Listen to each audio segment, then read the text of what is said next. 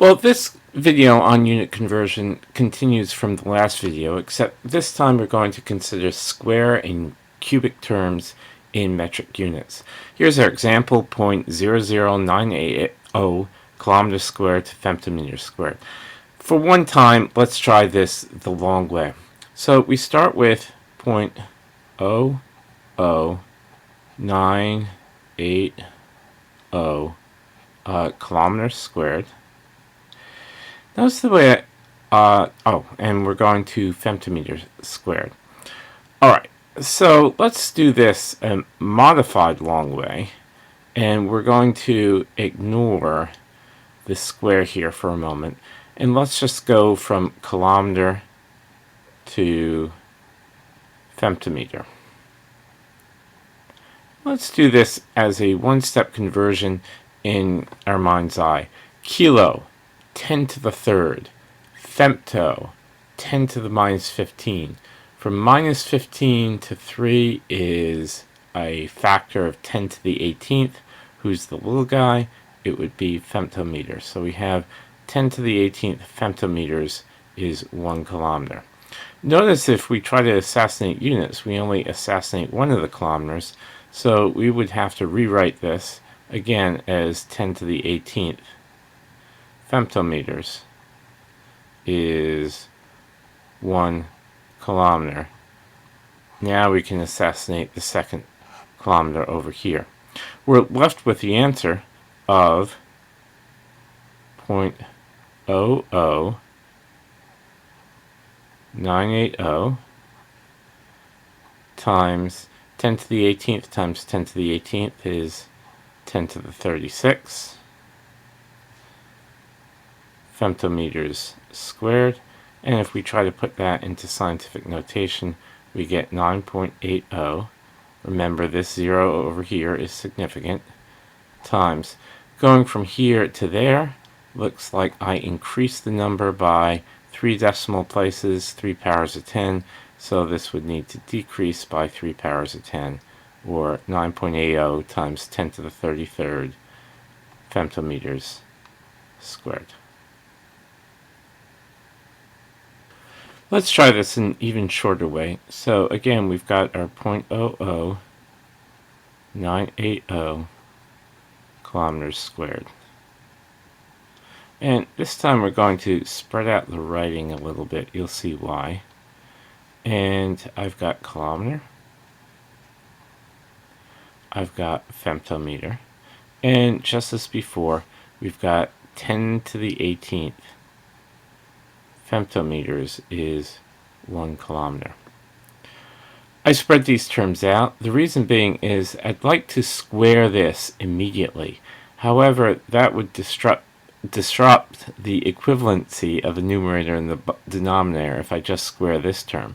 So if I square this term, then I should have to square every term here. And now I can assassinate my kilometer squared. And once again, I'm going to be left with 0.00980 times 10 to the 18th square, a power of 10 to a power. We're going to multiply the exponents, so that's going to be 10 to the 36 femtometers squared, which I again could convert to scientific notation. I shouldn't have left out the 0 here. Notice that what I could have done in that first step was we could have said 0.00980 kilometers squared, and I could have said 10 to the 18th femtometers is 1 kilometer. And I could have squared, this is mathematically fine, the entire numerator and the entire denominator.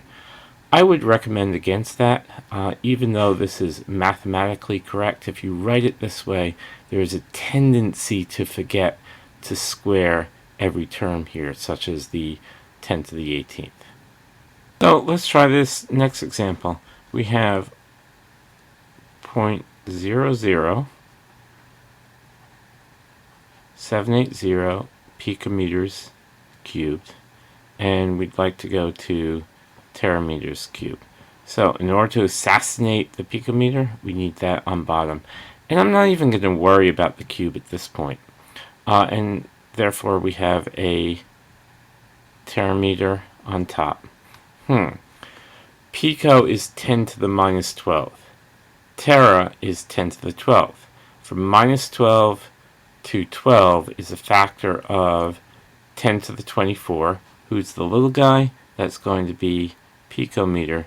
So that's 10 to the 24th. Picometers is 1 terameter. Now, this is cubed. So we're going to have to cube every term here. Of course, the critical term is this 10 to the 24th, which is going to be cubed. And we can assassinate our picometers cubed. So now what we've got is 0.00780 times, times really 1 on top, but on the bottom we have 10 to the 24th to the third power.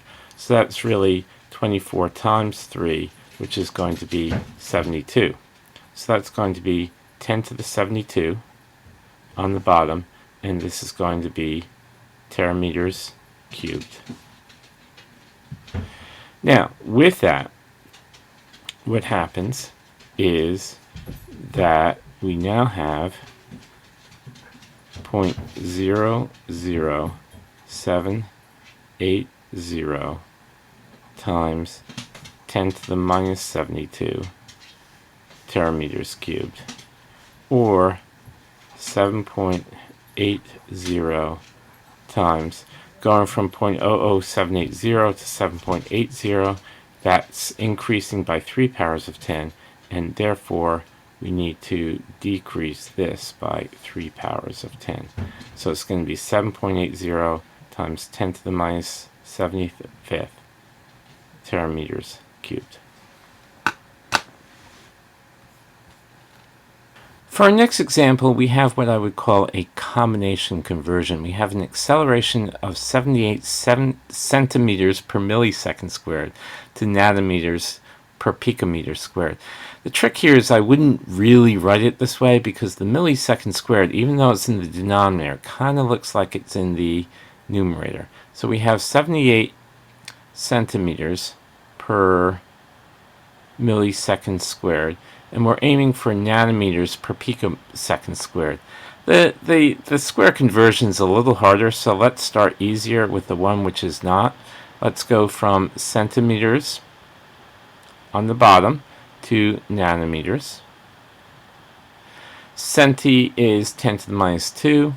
Nano is 10 to the minus 9. So from minus 2 to minus 9 is a factor of 10 to the 7th. Nano is the little guy, so we have 10 to the 7th nanometers is 1 centimeter. And now let's expand this next one, give ourselves a little more room. Let's cancel the centimeters. And we want to go from millisecond squared to picosecond. So since millisecond is on the bottom, we need millisecond on the top here. And we have picosecond on the bottom. Let's ignore the square. Pico is 10 to the minus 12. Milli is 10 to the minus 3. So from minus 12 to minus 3, that's a factor of 10 to the 9th. Pico is the little guy, so let's put pico over here. However, this is squared, so let's square each term.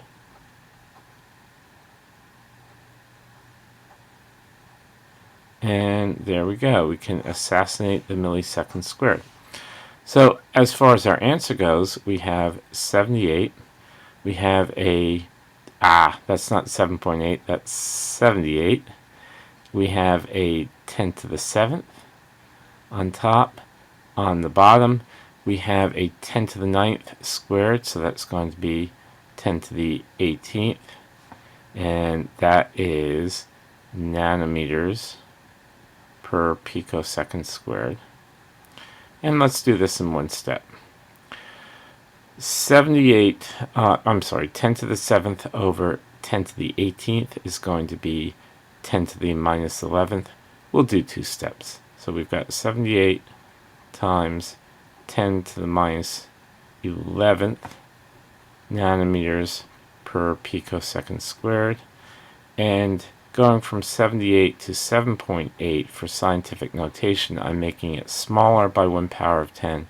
So let's make this larger by 1 power of 10, and we get our answer, nanometers per picosecond squared.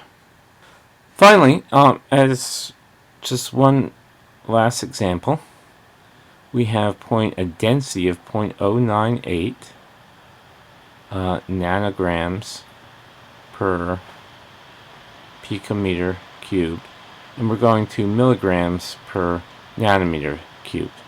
Okay, the easiest thing to convert would be from nanogram to milligram.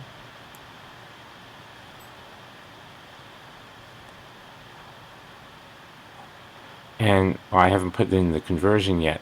Nanogram is 10 to the minus 9. Milli is 10 to the minus 3. So that would be a factor of 10 to the 6. Finally, over here, let's expand this, give ourselves some room. We're going from picometer cubed to nanometer cubed. So picometer, nanometer. Nano is 10 to the minus 9, pico is 10 to the minus 12, so that's a factor of 10 to the third. Pico is the little guy, nano is the big guy. However, we have picometer cubed, so let's cube each term over here.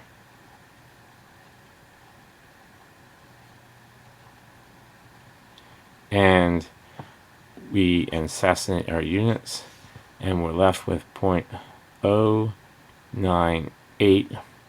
On the top we have 10 to the 9th.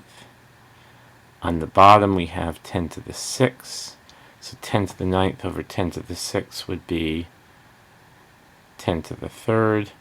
I'm running out of space to write units, so we'll just leave that out for a moment and write 9.8 times 10 to the 1st.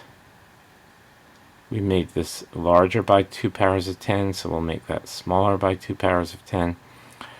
10 to the 1st, and their units are going to be milligrams per nanometer cubed.